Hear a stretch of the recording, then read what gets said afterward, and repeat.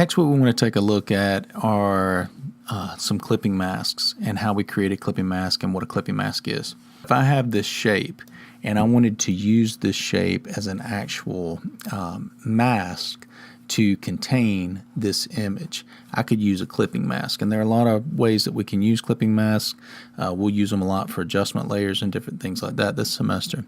But just in general, this is how a clipping mask is created. You have an image or a layer or whatnot, and then you basically have an element that you want to use to contain this image or this layer. Now, there are a couple of ways that you can do this. The first way that we can do this is to right-click on the layer, the image layer, and click on Create Clipping Mask. Now, what that's going to do is you'll see that it indents the layer, and it has an arrow that's pointing down. That means that this layer has been clipped to this layer. Now, the cool thing about this is I can take this and I can move this image around within this frame. Another way that we can create a clipping mask is through the Layers menu, Create Clipping Mask. Option Command G is the shortcut key if you want to use the shortcut key for it.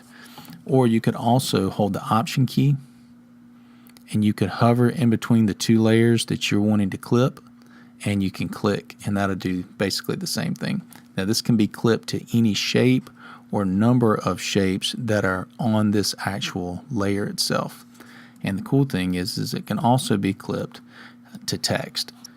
As long as this image is above this text, we can clip it.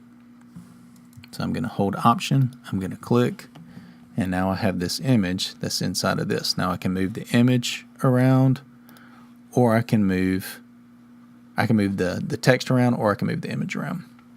And it's clipped. So to unclip it, hold Option, click it back in.